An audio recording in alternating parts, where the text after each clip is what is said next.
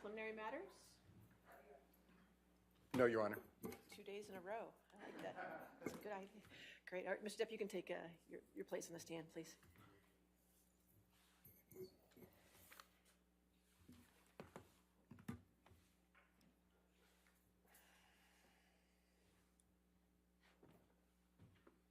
All right, we're ready for the jury? Yes. Okay.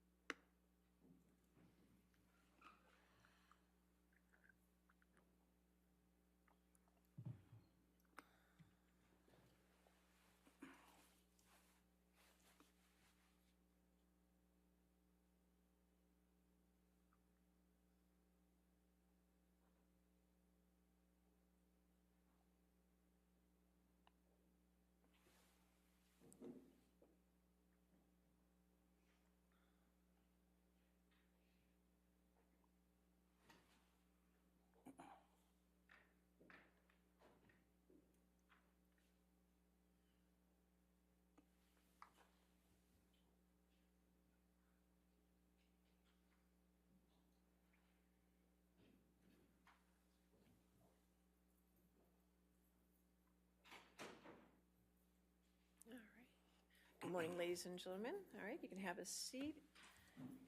And so just a reminder that you're still under oath, Mr. Depp, okay? All right. Yes. Thank you. Thank you, Your Honor. All right.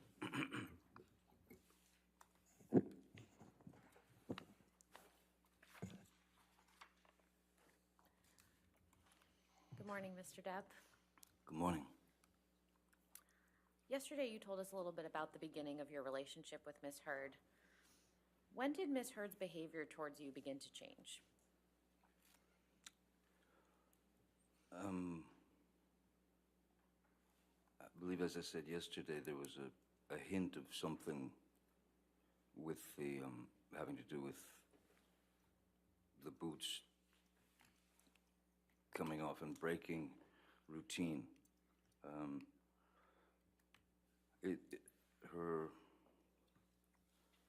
Her attitude, or the way that she would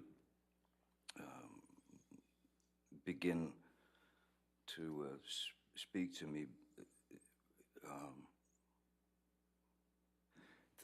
first things started coming up, and I was suddenly just wrong about everything. If I made a statement about something that I had been familiar with, for example, in my work that I'd been chopping away at for a good 30-something years, I was suddenly wrong. And then beyond that, if you tried to explain yourself and correct the problem, the misunderstanding, it would then begin to heighten as Ms. Heard was unable to be wrong. It just didn't happen. She couldn't be wrong. So these little digs, and it would commence with sort of demeaning, name-calling, berated, sort of to be made a fool of, and those would escalate into a full-scale argument. And in the beginning, as one does, one sticks up for oneself in a debate, as it were, or an argument over something to try to prove the point. But when it escalates, and then it's hard to explain, but the argument would start here, and then it would roll around and become this circular thing of its own. So you get back to the beginning, essentially, of the argument. Now it's heightened even more, but it's still circular, and there's no way in or out. You, if there's a dialogue between two people, both people need to speak, but there was no way to fit a word in. It was a sort of a rapid fire, sort of endless parade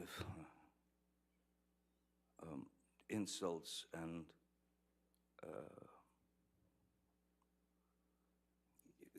you know, looking at me like I was a fool, and I just couldn't. I was having difficulty in my mind, of course, and in my heart, dealing with that sort of barrage, and part of that is I was confused as to the fact that whatever her age was at the time of these various arguments, she was mid-20s to late 20s and into 30s. I couldn't understand how I had somehow arrived at where I'd arrived from where I came from in the beginning of my life, and worked for 30 plus years doing these things. It was astounding how wrong I was about everything that I'd experienced within the movie and within the film industry, or in just life itself. No, I was sort of not allowed to be right, not allowed to have a voice. So at a certain point, when what enters your mind is,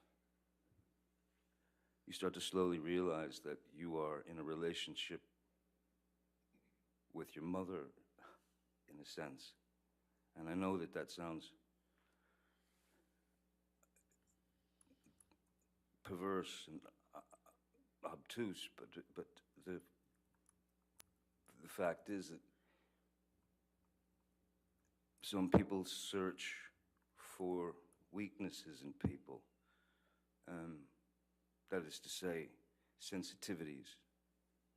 And when you've told that person your life and what you've lived through, and what you've been through, just as happens in relationships, the more that became ammunition for Ms. Hurd to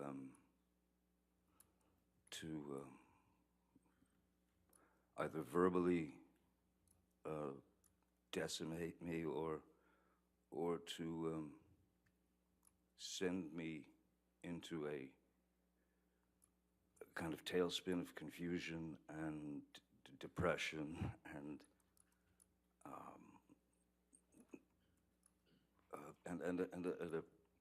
well, it's not a happy day. It's not a happy week. It's not a happy month when you're constantly being told how wrong you are about this or that, what an idiot you are, or anything. It just then it increased, and it became an endless. It became that endless circle. Like, so as it escalated and continued to escalate, I went straight to what I had learned as a youth, which was to remove myself from the situation so that it couldn't continue, because there's only so much your ears can hear and never forget. So I would remove myself from the situation, as I'd done as a youth, as much as possible. because I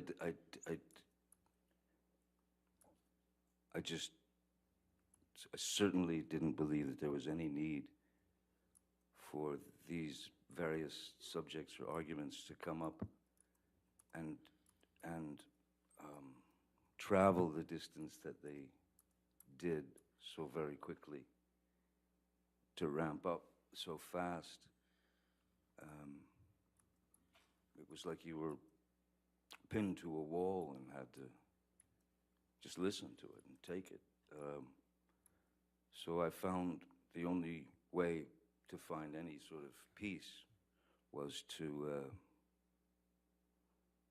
try to walk away. If she didn't allow me to walk away, there were times when I would just go and lock myself in, the bathroom or anywhere that she couldn't get into, and that happened constantly over the years. What would happen when the fights would escalate, other than going and hiding in the bathroom? I'm sorry? What would happen? Well, if they continued to escalate, if I continued to try to present my version or my side of the story, when you're approached in a kind of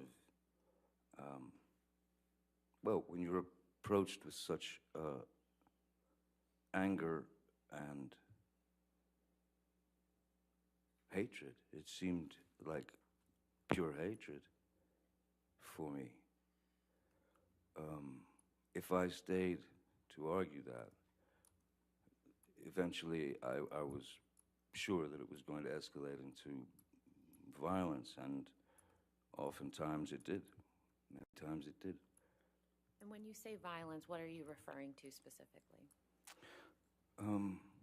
Miss Heard, in her frustration and in her rage and her anger, she would strike out. She would. It could begin with a slap. It could begin with a shove. It could begin with throwing a TV remote at my head. It could be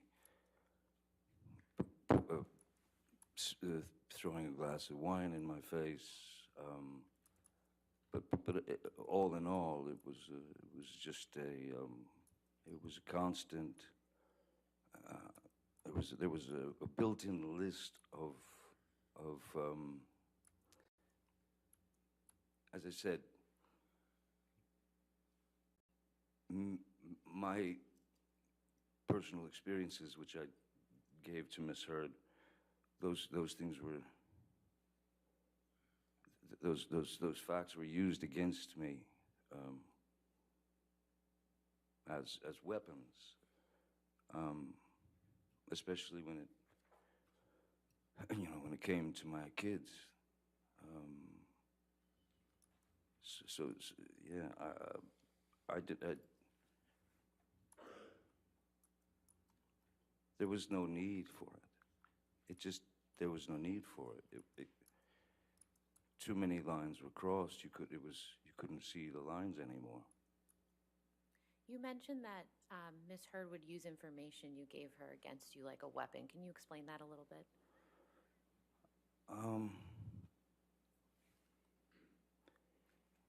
I mean, I've said this before in various interviews, but certainly in life. If I have one ambition, and ambition for me, when you equate it with Hollywood, has become an ugly word in a sense, because ambition means I want to be famous at any cost. I don't care what for. I just want to be famous. That's one thing. That's one part of it. If you have hunger or a need or a drive to present your work that to me is the way to go about it. Fame has nothing to do with it. So I was more, I mean, basically,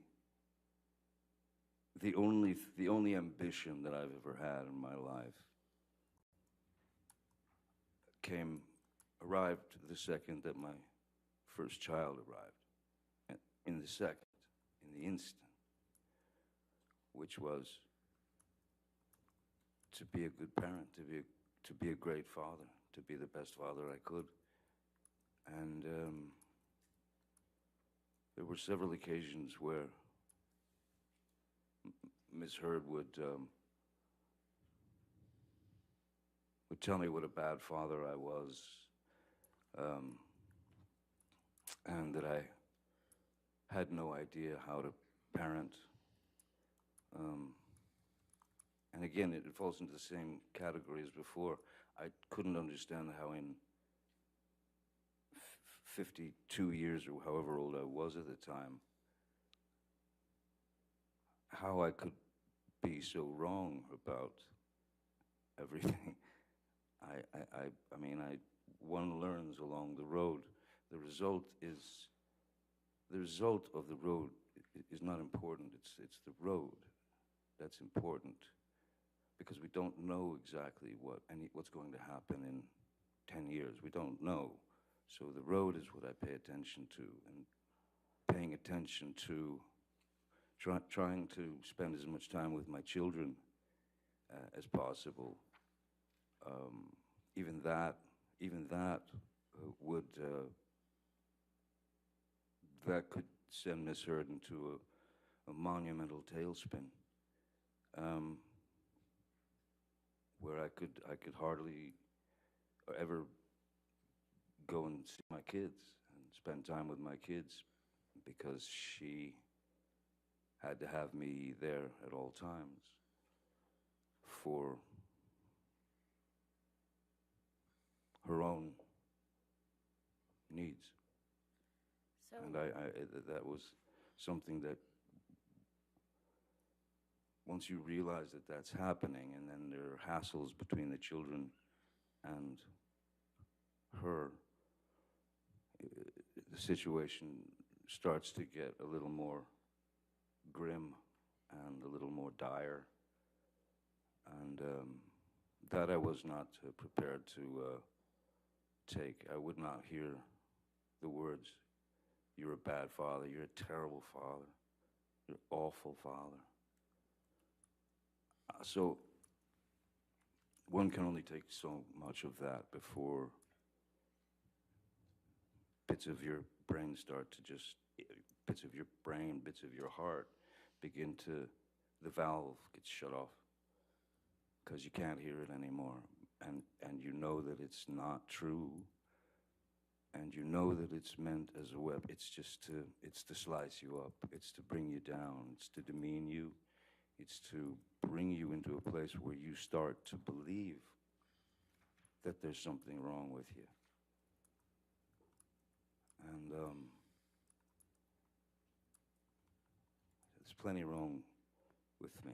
There's plenty wrong with a lot of people. But in all of these situations, my main goal was to retreat, because I think in life, most important is pick your battles.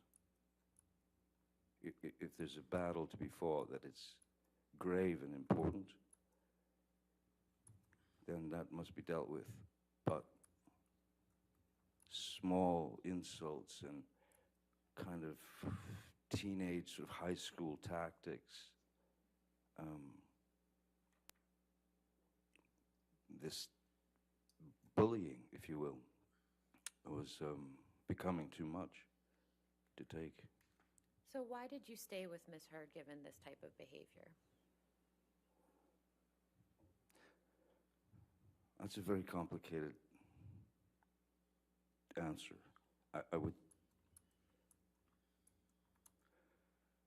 I can only say that I stayed through all that, I'm sure that it's somehow related to my father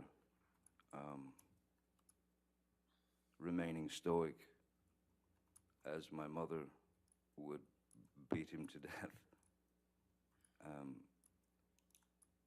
I'm sure it had a lot to do with having been in a beautiful, wonderful 14, 15-year relationship with Vanessa, the mother of my children. Raising those kids was, I had no interest in being the words that they use that I dislike very much, a celebrity or an entertainer, or fame is a strange word because I could never equate it with myself. I pumped gas, I worked construction, I printed T-shirts, I dug in, I had many, many jobs before any of this happened to me. So I've been able to live both sides of that life, of life. I know the very lows, and I know the very highs of where my life has gone, and it's not, I don't, again, it would be pure idiocy for me to sit up here as an actor who's been very, very fortunate over the years, and I can only say it's luck in the sense that someone hands you the ball in the beginning, and you run with it, and you run as far as you can before you get tackled. So that's what I've always done. But what happens is when the word celebrity or when you are what do they call it, a public figure, that's what it is, a celebrity or a public figure, again, not complaining, but there are things that are very uncomfortable, and that is to say that at that point anybody can say anything they want to about you. And that's happened to me over 36 years or more, that things can be printed in the newspaper that are utterly false. And this is even early on. So this is where that privilege, I suppose, that they call the privilege of celebrity, that's where that sticks a knife in you. Because it's one of those, that's one of those situations where your arms are too short to box with God, there are too many of them coming at you. So yes, I don't know what her motivations were, if there was some species of jealousy, or there was some species of maybe just hatred. I don't know. But in any case, the elevation and the escalation of these day-to-day arguments were simply unnecessary. It was not to help the relationship. It did not help the relationship. It wasn't meant to help the relationship. It was meant to feed her need for conflict. She has a need for conflict. She has a need for violence. It erupts out of nowhere, and what I learned, the only thing I learned to do with it is exactly what I did as a child. Retreat. Just take a step back, which I told her, we need to remove ourselves from each other, even for an hour, a day, anything. Because this can't go on. no one can live like this, you know. But why did I stay? I stayed, I suppose, because my father stayed. I suppose because I had been in that relationship with Vanessa, and that was lost, and I didn't want to fail. I wanted to try to make it work. I thought maybe I could help her. I thought maybe I could bring her around, because the Amber Heard that I knew for the first year and a half was not this suddenly this opponent. It wasn't my girl. It was she had become my opponent, and everything that I did just didn't fit her. It wasn't. She didn't accept it. So I stayed because, of course, I didn't want to fail. I didn't want to hurt anyone, especially Miss Heard. I didn't want to break her heart. I remember very well that when my father left and my mother, Betty Sue, had that first attempt at suicide that I woke up to, and that visual in my head, and that was a direct result of my father's leaving. Ms. Heard had spoken of suicide on a couple of occasions, so that also becomes a factor. That's also something that always lives in the back of your brain, and that you fear. Because when I would leave sometimes, many times when I would try to leave, she would, stop me at the elevator with the security guards, crying, screaming, I can't live without you. I'm gonna die. But you had to get out. There were even a couple of times when I did escape and I got to my house, arrived at my house in Sweetser, and then 5 minutes later she would arrive in the I don't know what car she was driving at the time, but she would arrive in her nightgown, screaming in the parking lot in front of my house, screaming to high heavens. It'd be 4 in the morning, 3 in the morning. It was ludicrous. It was out of control. It was uncontrollable. Did there come a time when you and Miss Heard started recording your arguments? Yes. In fact, I was the first person of the two of us to record conversations, and it was for this reason.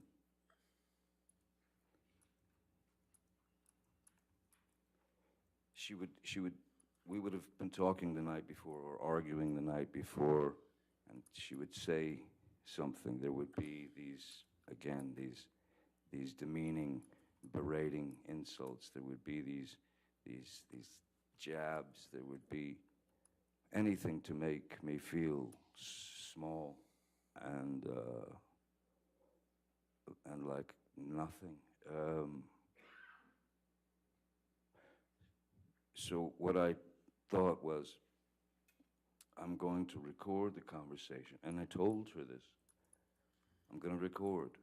I'm going to get my phone and I'm going to record our conversation, because I want you to hear what you've said to me tomorrow. So that because she would deny having said those things. What are you talking about? It was surreal. She had completely denied things she'd said directly to my face in a heated and volatile way. And she denied it, so I went to her and I said, I'm going to record us. And I did, and we recorded the conversation, which, when she was on tape,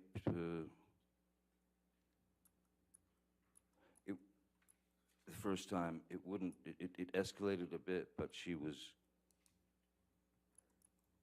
well, it was clear that she was performing for the tape because it was being recorded. So that was another clue that something was slightly rotten in the state of Denmark, as it were. What did Ms. Heard say to you about you recording the conversations between you and her? I mean, initially she said, sure, go ahead. Did that ever change? No, then then she started recording, but surreptitious, without saying, without telling me that she was recording something, which is fine, but not so fine, if you know what I mean. Even in those tapes, it never took me to a place where I would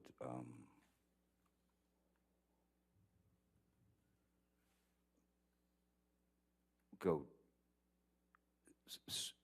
switch into some other entity, which is, as she has used the term, monster. Never switched to violence. Violence was unnecessary.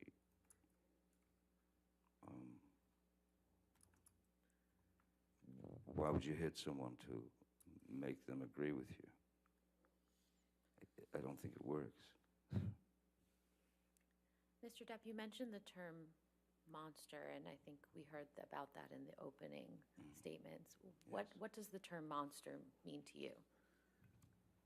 Well, the term monster means to me, in the beginning, she had used a different word to explain the same thing, and she would use the word demons, that my demons were coming out, that she had noticed that there was a great change in my attitude or my aggressive nature, or she would say that the demons had come out and they had control of me and that sort of thing. I don't remember exactly how monster came out, but that word stuck and it stayed, well, until this day. What I believe the monster was in Ms. Heard's mind was her intense, Objection, Your Honor. intense. His belief about what monster meant in Miss Heard's mind is not All right. relevant. There's no foundation. Let me ask a different All question. right, I'll sustain the objection, go ahead. When you use the term monster, what were you referring to in your conversations with Ms. Heard?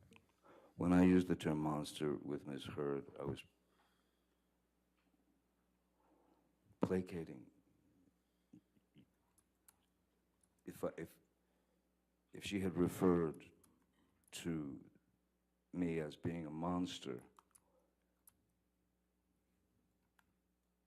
there was no way that I was going to sit there and go through a 45-minute argument about, you're a monster. No, I'm not. You're a monster. No, I'm not. You're a monster. No, I'm not. It was an impossibility. So what do? You accept her vernacular. You accept the word that she uses, and then you use that word to placate her so that it would at least calm part of the aggression. It would lessen the attacks, you know. So explaining the monster was for me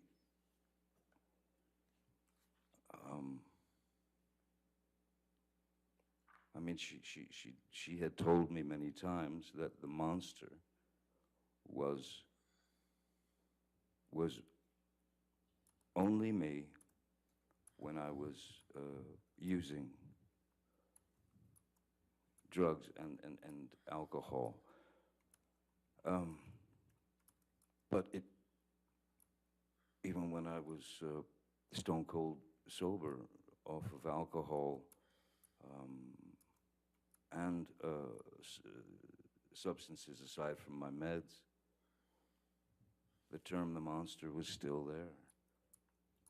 When she accused me of being high on cocaine or you know, drinking like a, you know, some sort of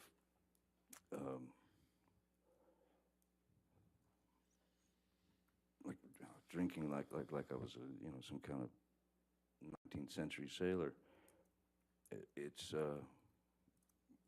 that was the word she clung to describe, but it was in her mind, not mine. How did your relationship with Miss Heard affect your substance use?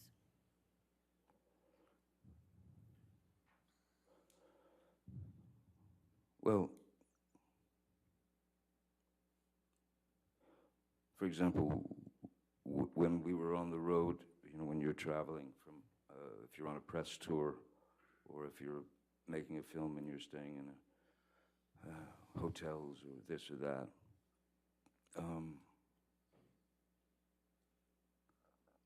I would always have to get a different, or we would always have to book an extra room that I was able to escape to, so I didn't have to lock myself in another bathroom.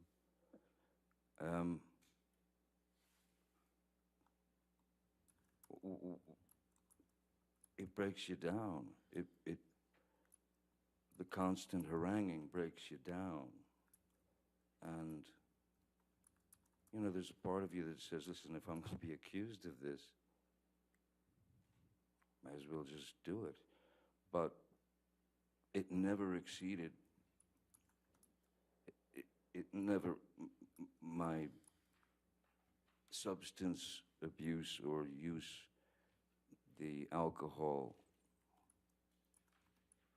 that I used or drank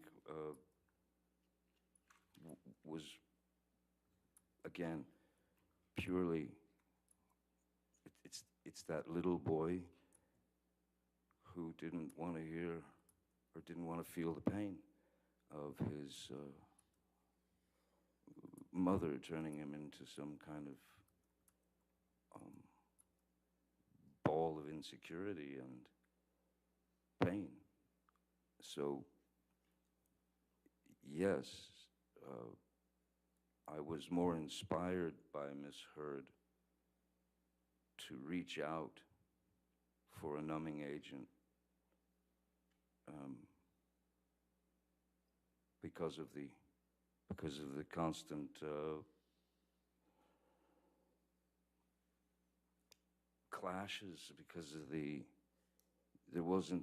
mean, maybe a few days here and there, but there wasn't a day that you'd wake up and you'd expect something was going to hit the fan, and pretty much like clockwork it did. So yes, I had to have something to distance me and distance my heart from those verbal attacks. I had to have something to be able to maintain me, and I'm afraid for a while because of placation, because I didn't want to rock the boat, as it were. Again, you pick your battles. So placation seemed the best route if I was unable to escape her clutches. How, if at all, did Ms. Heard try to support you in abstaining from the drugs and alcohol as she requested? Well, I mean, verbally, and she had been quite clear verbally and pretty bullish and brutish about wanting me to, telling me that I needed to stop drinking. But drinking was basically drinking wine with her, and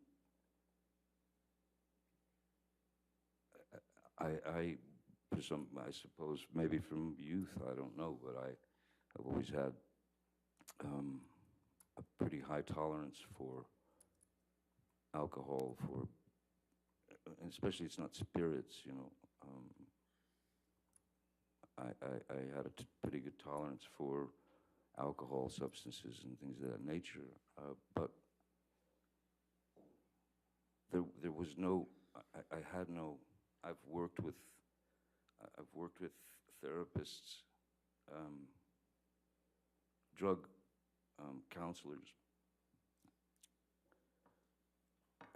who have actually said the words to me because I wanted to know.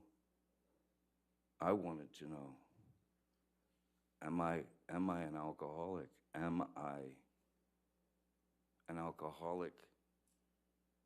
Or is this just the same thing that I did as a kid when I took my mom's nerve pill?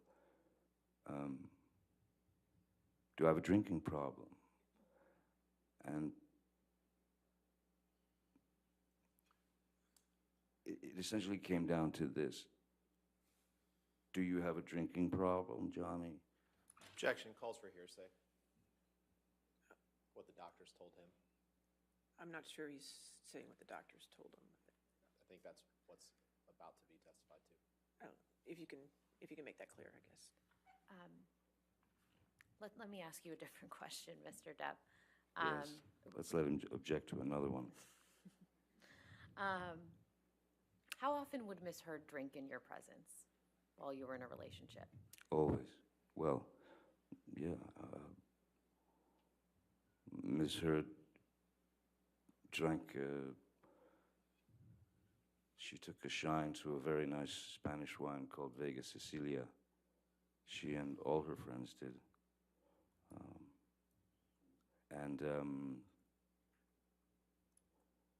Yeah, the wine would come out, and Ms. Heard could very easily drink 2 bottles of wine per night. Well, not a problem. What I found strange was when I did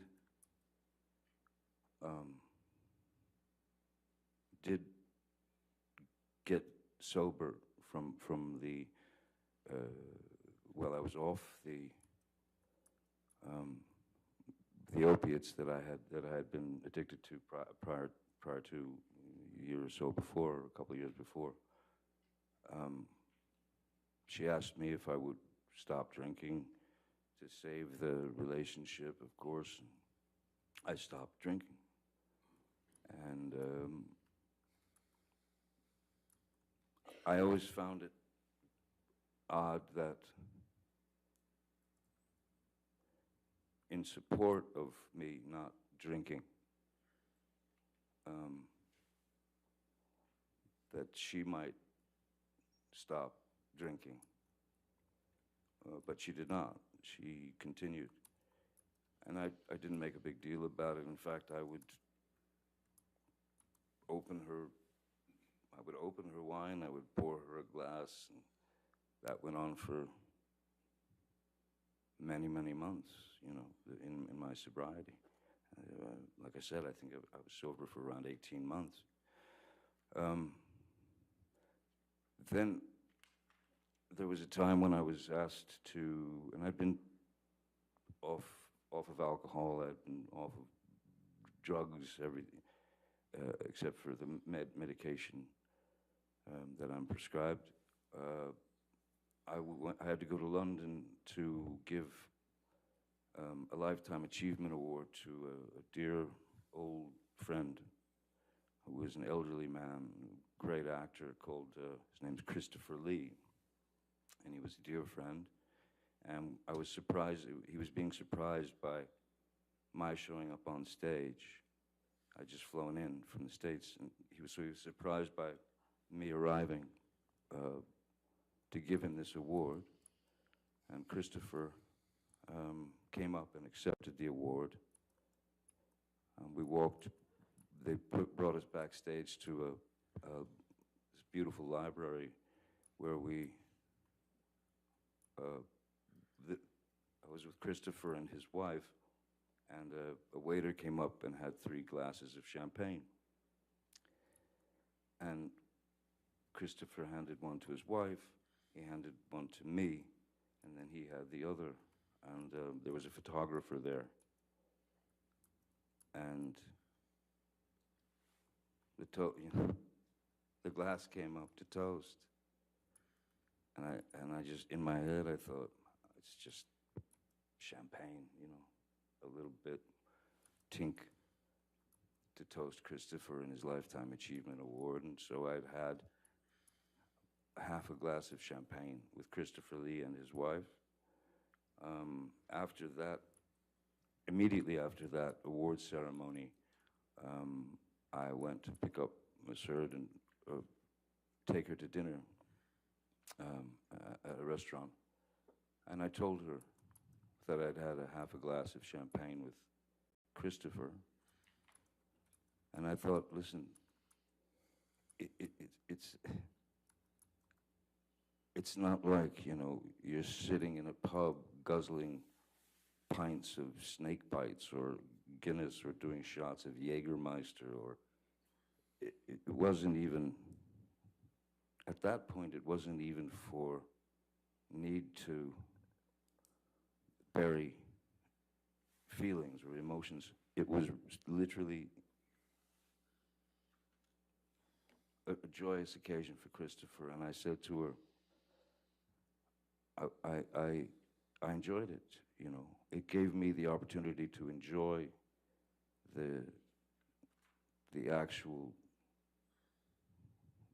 champagne, the drink, and my appreciation for wine and winemaking, and that I've been fascinated with for years and years.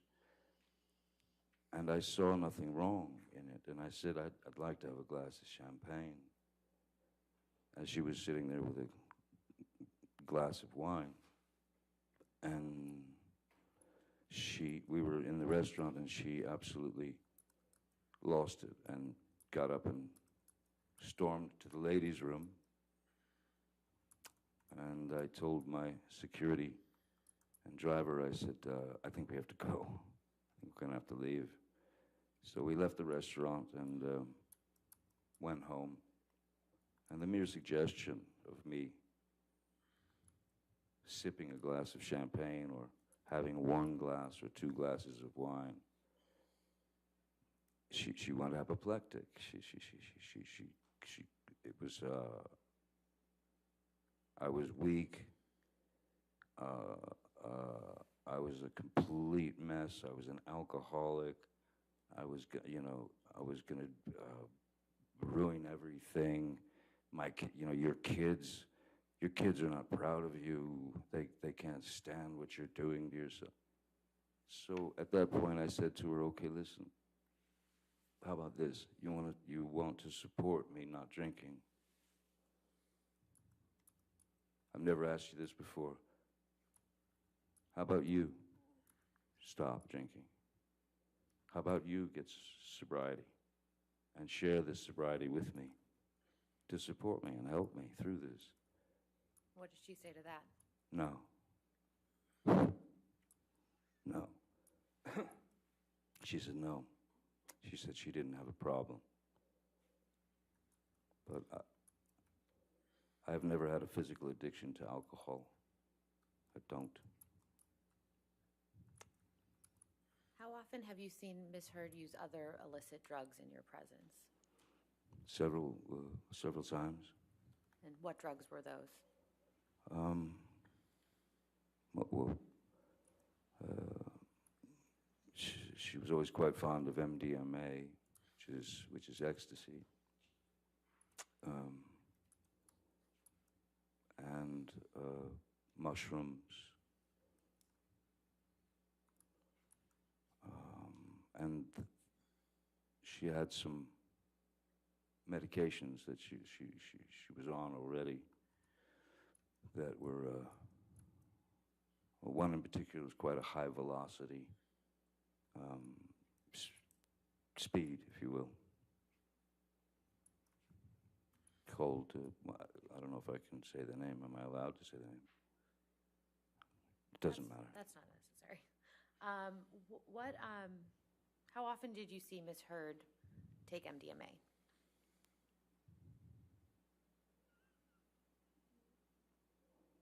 Well, a dozen times, 20 times, over the course of the years, during the course of the years. And what about mushrooms?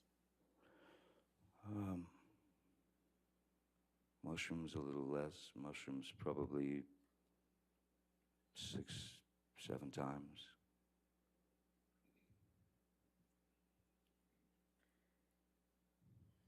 Mr. Depp, do you recall at the beginning of her opening, Ms. Heard's counsel mentioned that the first time you supposedly struck Ms. Heard was in response to a comment about one of your tattoos? Yes, I remember. And what is your response to that?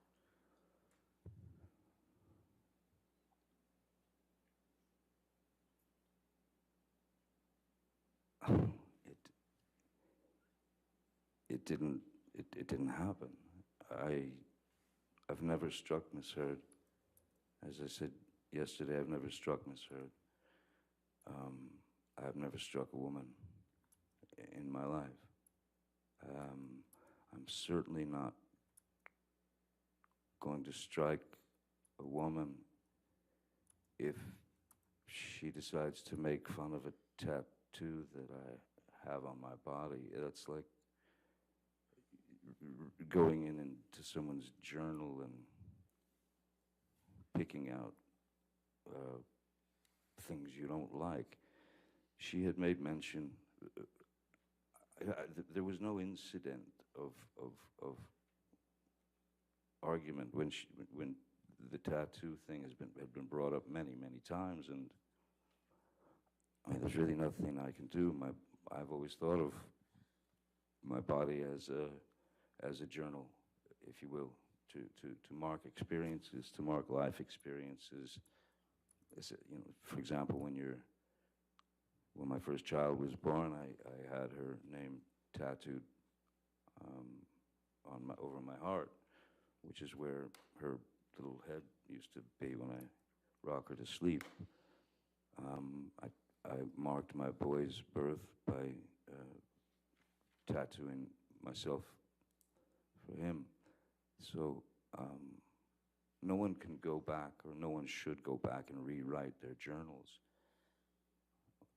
Why would I take such great offense to someone making fun of a tattoo on my body?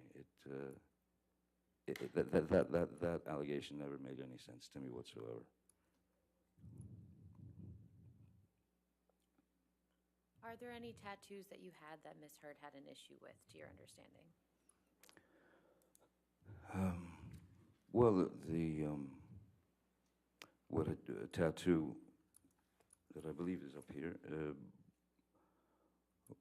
which used to say Winona Forever, who was a former girlfriend. and we'd been together for a few years. Winona Ryder, and when we broke up,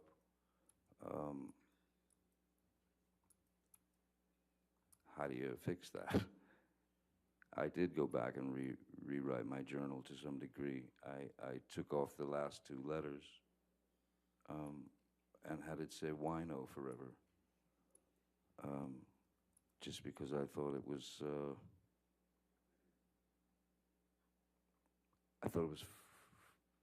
again, through pain comes humor. Humor has to come in there at some point into the pain, and that's how you play it out in your mind. So I have, I think sometimes abstractly in that sense, so I changed it to wino forever.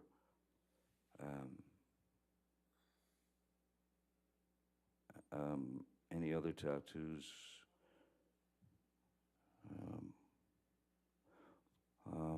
Well, she was very encouraging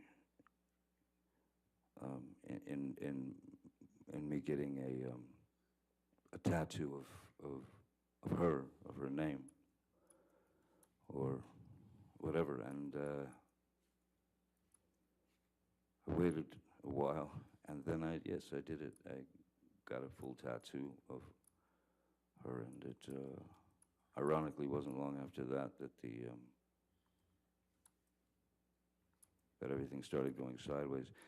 I was doing anything I could to bring a smile to her face, as opposed to the frown and then the onslaught of whatever problems she was seeing or experiencing.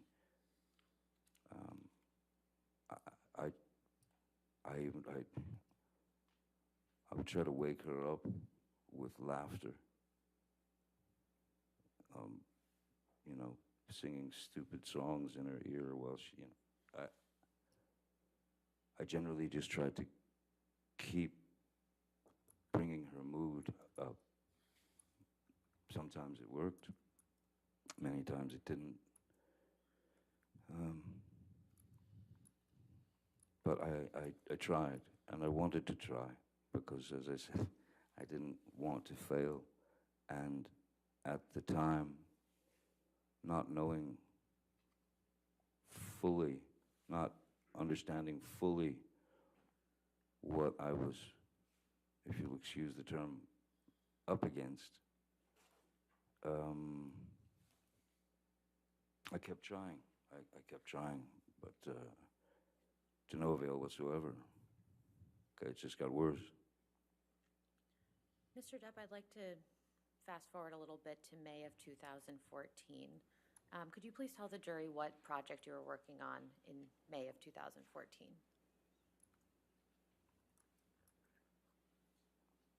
May of 2014. May of 2014.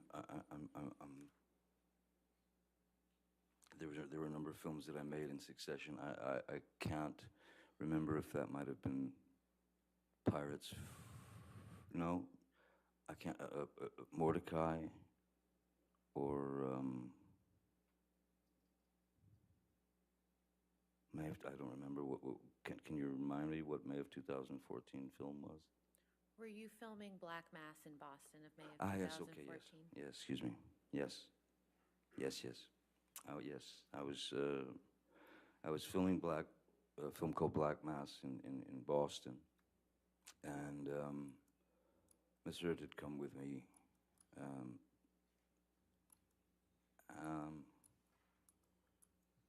And I had to, for the film, I had to,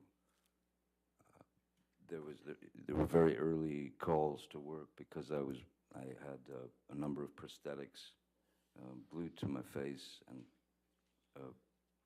blue contacts, so that I could resemble the actual.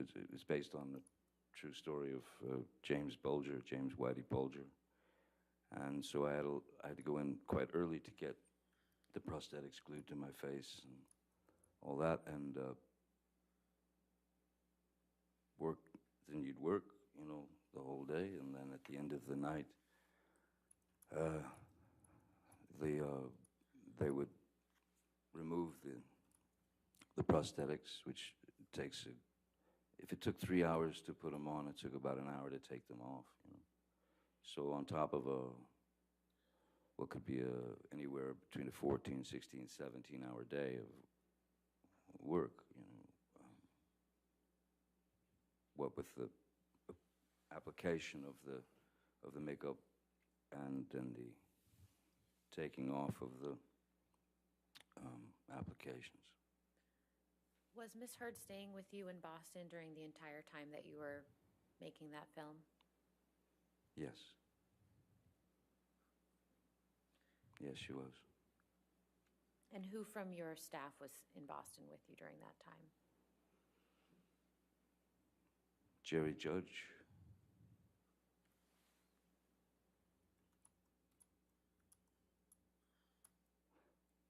Keenan Wyatt, Stephen Duders,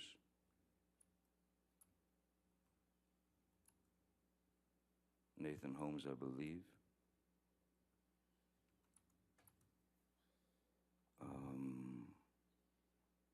And I believe Malcolm Connolly was there as well.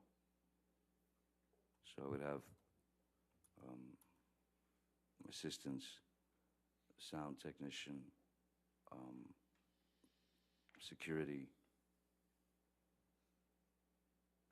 I believe that was it. Mr. Depp, we heard yesterday from Mr. Wyatt about a flight that you and Mr. Wyatt and Miss Heard were on from Boston to LA in May 2014. Do you remember that? Yes. And could you please tell the jury what you remember about that specific flight?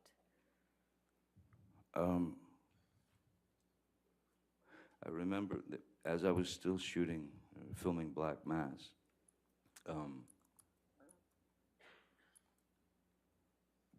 before I did Black Mass, the film, my sister Christy and I were talking about the oxycodones that I had been. Again, that was the monkey on my back. That she came to me. She told me she had read this book of Dr. Kipper's book, and I read Dr. Kipper's book, a good majority of it, and I agreed that I would do the detox. I would kick the opiates, but there was no time to do it before the film. So when the nurse, which was Nurse Debbie Lloyd, when she came to Boston, she had asked me, what is your dosage? How many of these are you taking per day? And, someone who had been under the kind of lock and key of a prescription drug that is highly addictive. I mean, with built-in barbs, this drug does not want you to stop taking it. She asked me how many I took per day, or my dosage, and of course, as any person who is addicted and essentially a fool to the drug, and you know how important it is because you have felt the sting when when you don't have it. So I'd agreed to the detox, and she asked me how many I took. I told her, obviously, more than I was taking, purely because when you're in that frame of mind, the one thing that you do not want to, a situation you don't want to find yourself in, is having no access to the thing that will make you not high. It will make you, it gets you, you only get better from it. If you start to get the shakes and the tremors and you could feel this traveling into your system. Your receptors are out in mass, and your receptors are demanding that drug. If you don't give the drug to the receptors, you will start going into a pretty nasty withdrawal, and it could, which could and has ended in sort of seizures. You can go into pretty nasty seizures. So I had told Debbie Lloyd more than was necessary, so that I could always have one or two in my pocket on the just in case, so I didn't find myself, on a plane or anywhere without one in my pocket to stop the inevitable body cramps and nausea and stomach cramps and seizure of the bones and shaking, and also it's quite an emotional ride as well. So yes, before the flight, Amber and her assistant Savannah McMillan wanted to be picked up in New York and then have the plane fly to Boston to pick me up, to bring us back to Los Angeles.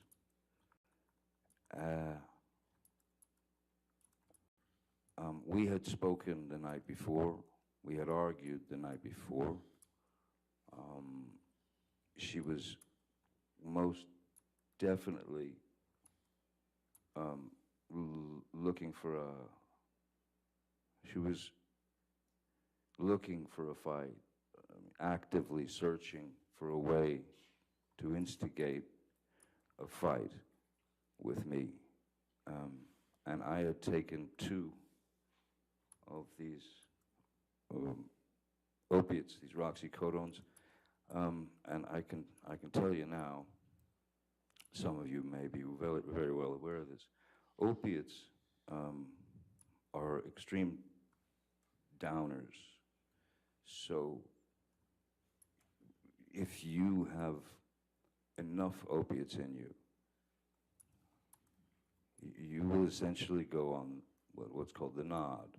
You'll just drop into sleep. So I've heard the words blackout used, and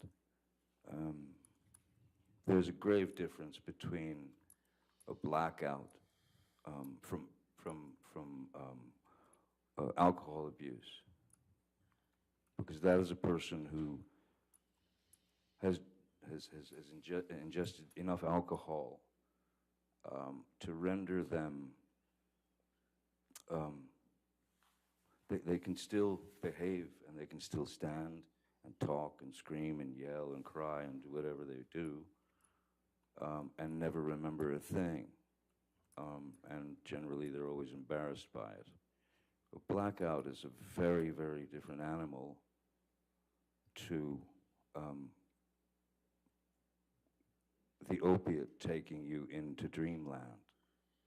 So when I arrived on the plane, I was not feeling any pain, and I knew that she was ready for some kind of brawl, and I sat on the plane drawing. I was drawing in my notebook. She would verbally heckle, hassle, accuse, poke, prod physically, you know, poke and prod psychologically, emotionally, and finally, you know, as was my, the one thing I learned, if you're gonna hide someplace from somebody, go straight into the bathroom. So I walked back into the back of the plane.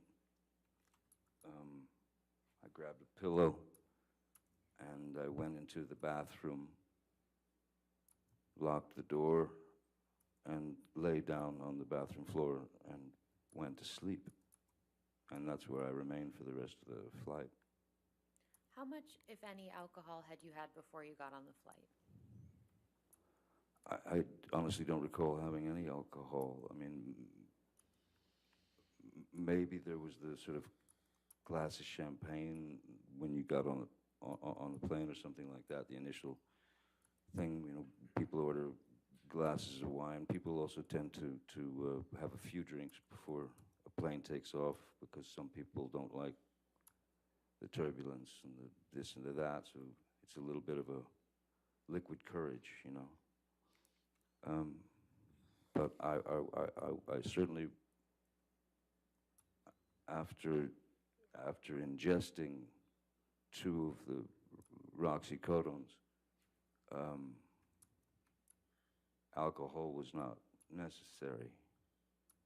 So I can tell you now that I was not drinking to excess, certainly not. And if I had, I'd probably been in the bathroom hugging porcelain as opposed to sleeping on a pillow. Who else was on that flight that you can recall? I remember Jerry Judge was on the flight. Savannah was on the flight. Ms. Heard. Keenan, Wyatt, Stephen Duders.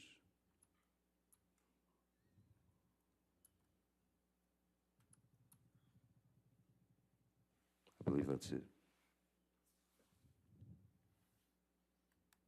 What do you recall happening after you arrived back in LA?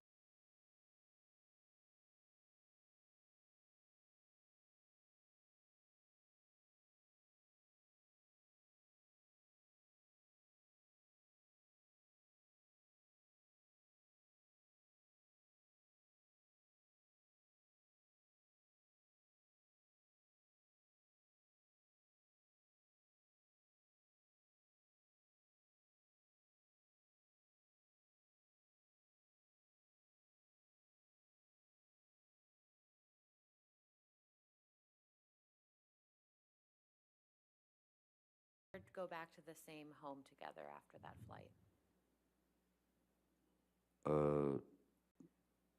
No, I don't believe, no, we didn't. I don't believe we did. I think she had decided if this is the time. Pretty sure. I believe she had decided to check herself into the Chateau Marmont.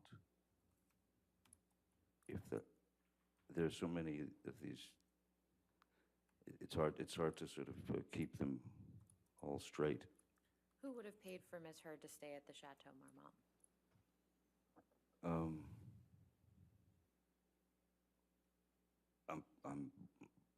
I would have paid for it.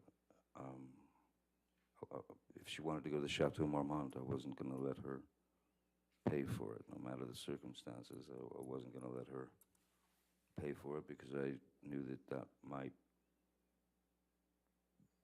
get expensive for her. So generally, I would take care of things of that nature. And why, did Ms. Heard tell you why she was staying at the Chateau Marmont? No. Well, I mean, she was clearly upset, and she was irate, and I can't say that it was a bad idea for her to stay at the Chateau Marmont at that time. I don't know why she went to the chateau, since she still had her apartment on Orange, I believe, and the penthouse, because I could have gone to Sweetser, but she went to the Chateau Marmont. Mr. Depp, do you recall why you were flying from Boston to LA in May 2014?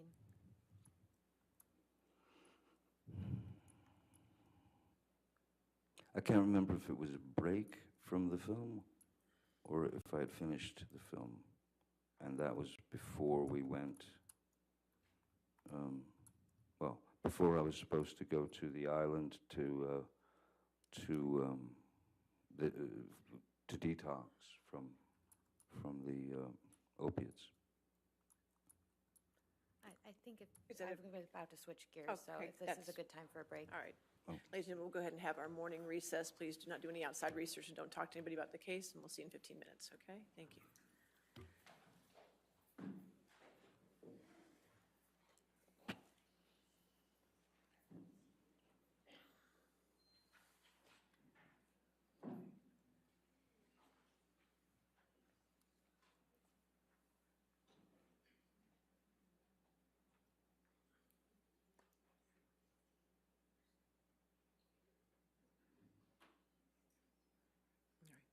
And sir, again, since you're still on the stand, do not discuss your testimony with anybody, including your attorneys, okay? All right, we'll come back at 11:35, all right? Thank you.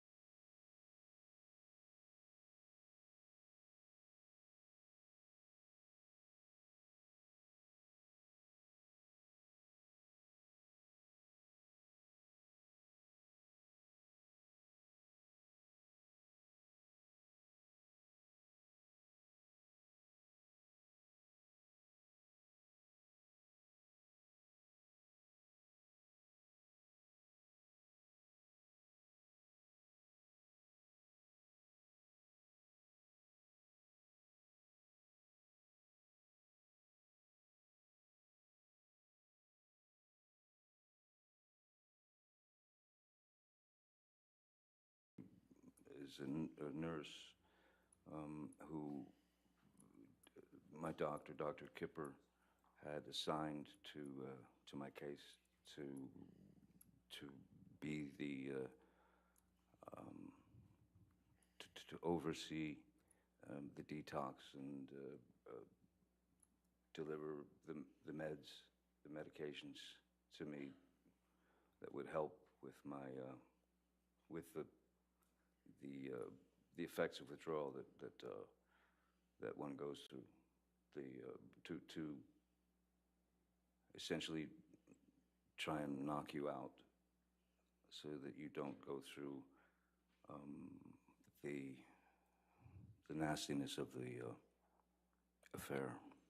Did Miss Lloyd stay on after the detox process as your nurse? Yes, she did.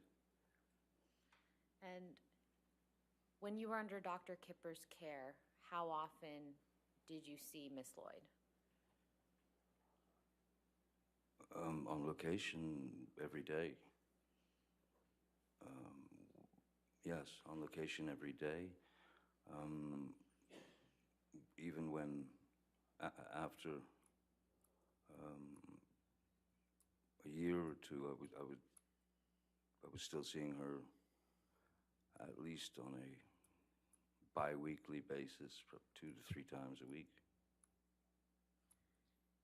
When did you start the detox process that you mentioned?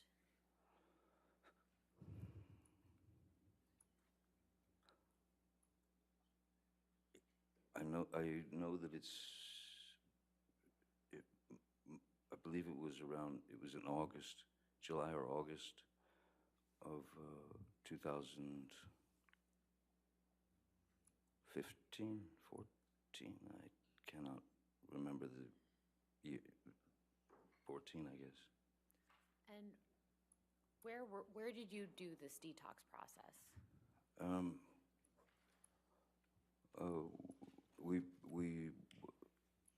We did the detox process happened on. I have a place in the Bahamas. I'm never comfortable saying this, but it's an island. It's a very strange thing to say, but I thought that would be the best place, the most private place where there were no worries of paparazzi or any of that. So it was a place where I could literally be, the only place where I can have actual anonymity. So I thought that would be the best place to do it. Who came with you down to the island for the detox?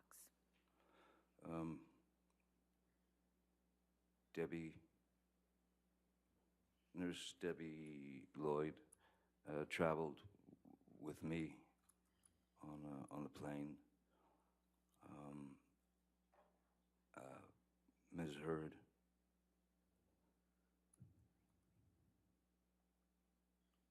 And I believe that was it. On the plane to go to the island for the detox. I was not bringing security. I was not bringing assistance. In fact, initially, my sister Christy was going to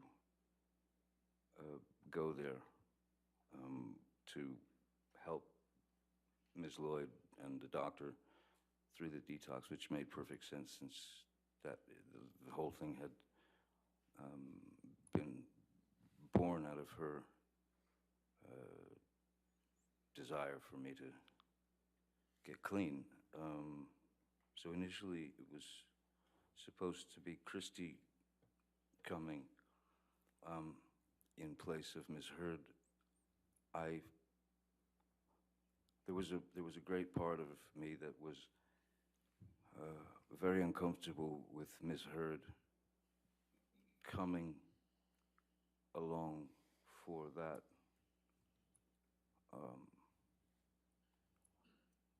detox, because as things could fluctuate very rapidly in our relationship,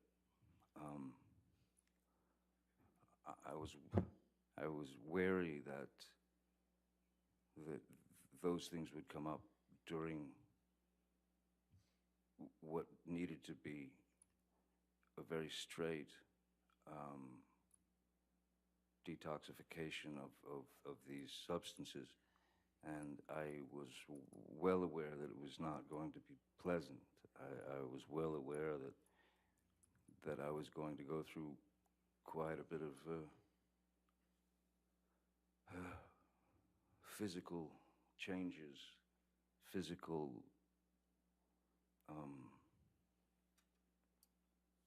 yes, I was afraid that it would be too much for her, and I also felt that she might be too much for me at the time.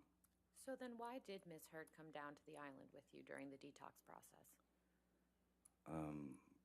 She insisted. She switched places with Christy. Could you please describe for the jury, Mr. Depp, what it feels like to go through a detox from opioids? I would say the best way to describe it is it feels like it feels like the inside of you, the very inside of you, is trying to escape the body. So it's it becomes obviously very physical, and so therefore you'll go into a withdrawal would mean that you would go into you'd have immense cramps in your stomach, your muscles would seize, my body would shake. The pain is like nothing I've ever experienced before. Part of it was, so the best way to explain it, for example, there was a situation that when we were on the island and I was going through the detox, and it was hitting pretty hard at that point. And Ms. Heard had made a deal with Nurse Debbie and Dr. Kipper to stay at their end of the island, and that she would administer the drugs to me, administer the medications that I needed to not go into for lack of a better word, these intense, sharp, painful heebie-jeebies. And there was a moment when I could feel my body starting to tense, and I could feel the withdrawals coming on, and they come on quick, and they're not discreet. They go straight for the jugular. I mean, like I said, when your receptors are in full bloom and begging for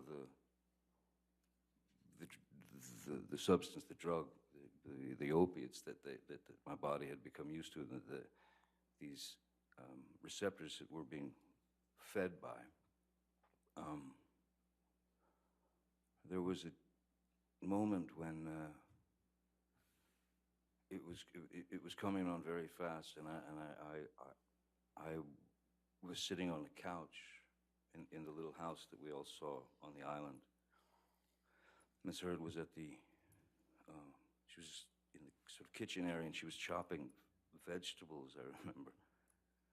And I think it was around 2:30 in the afternoon, and the effects of the withdrawals were really coming on. And I said to Miss Heard, I'm going to need the meds now. And she said, she looked at the clock and she said, it's not time. And I said, no, you don't understand. This is not about clocks and watches and things. I'm going into the ship, and it was visible. And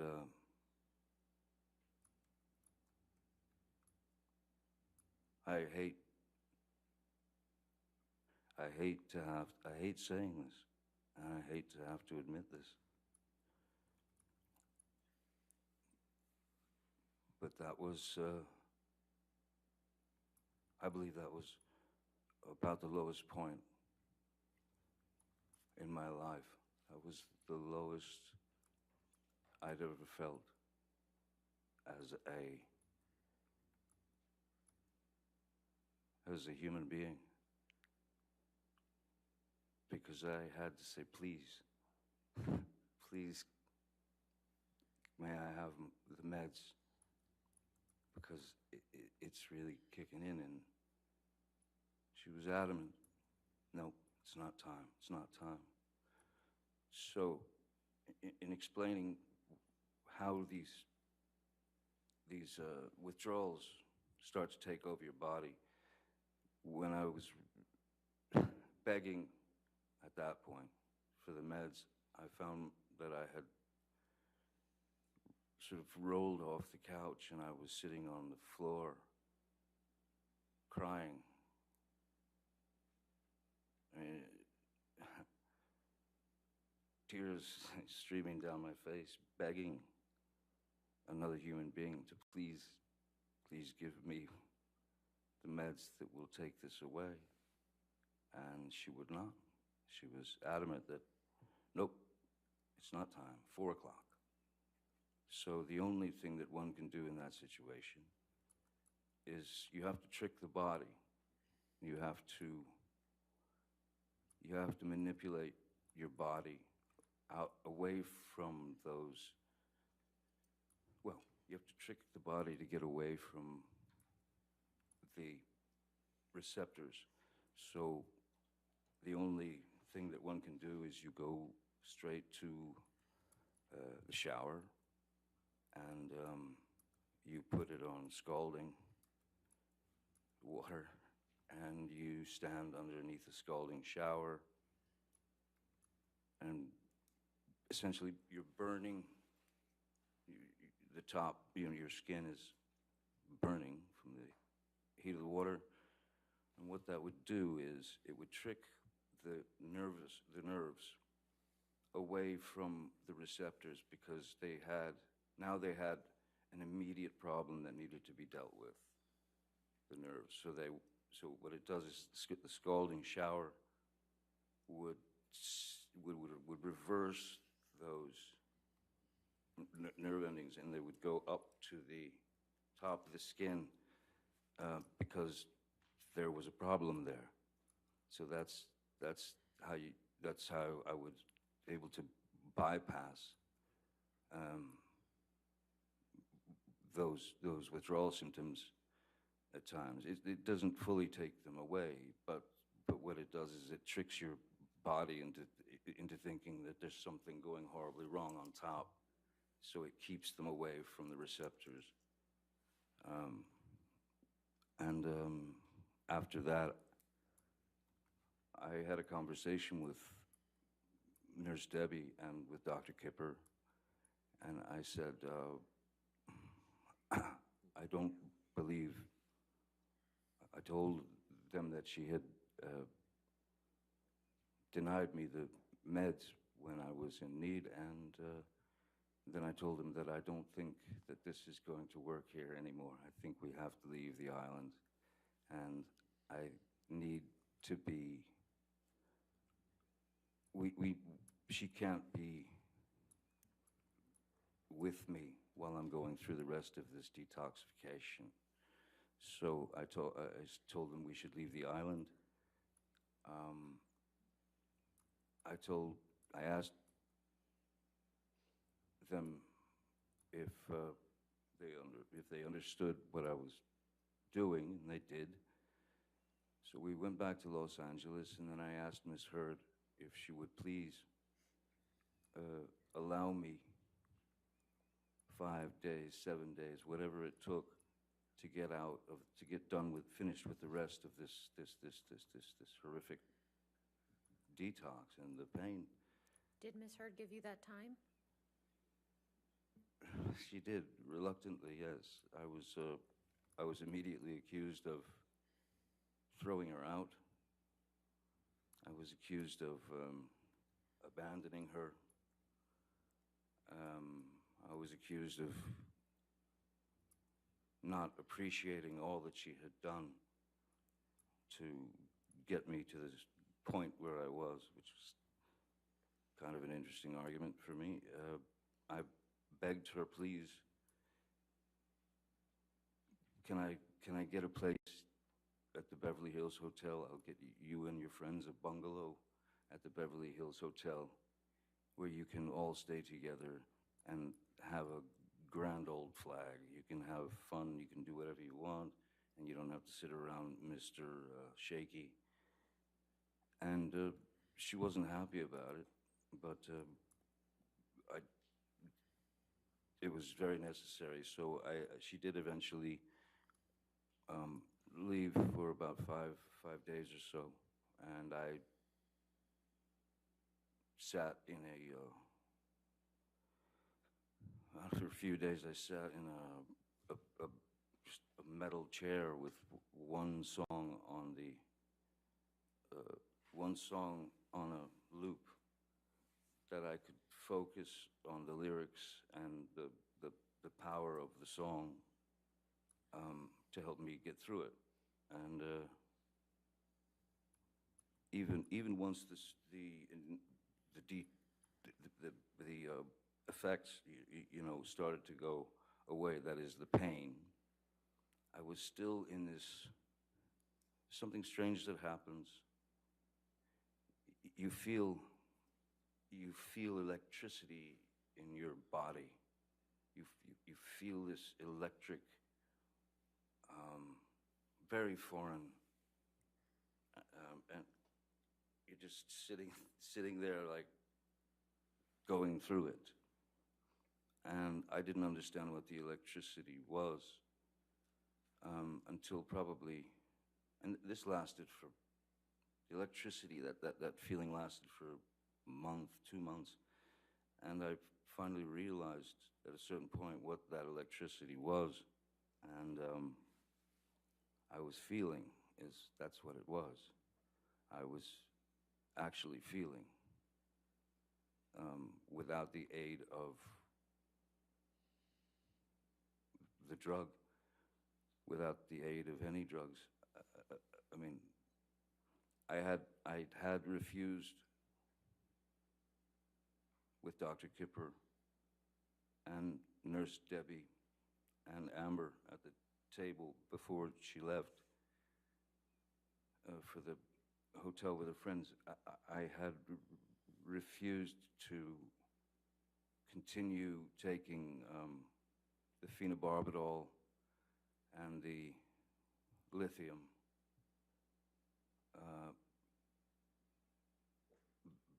because to me it was just another drug in the way. It seemed like it was just another hurdle to get over.